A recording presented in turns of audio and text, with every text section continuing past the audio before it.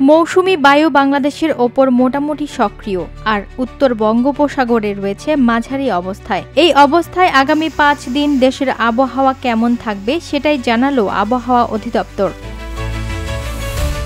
বিভিন্ন অঞ্চলে দমকা হাওয়া সহ হালকা থেকে মাঝারি ধরনের বৃষ্টি এবং কোথাও কোথাও ভারী বর্ষণ হতে পারে বলে জানিয়েছে আবহাওয়া অধিদপ্তর। পূর্বাভাসে বলা হয় ১১ আগস্ট থেকে ১৫ আগস্ট সকাল ৯টা থেকে পরবর্তী ২৪ ঘণ্টায় রংপুর, ময়মনসিংহ ও সিলেট বিভাগের অনেক জায়গায়, রাজশাহী ও চট্টগ্রাম বিভাগের কিছু কিছু জায়গায় এবং ঢাকা, খুলনা ও বরিশাল বিভাগের ২-১ জায়গায় অস্থায়ীভাবে দমকা হাওয়া সহ হালকা থেকে মাঝারি ধরনের বৃষ্টি বা বজ্র বৃষ্টি হতে পারে।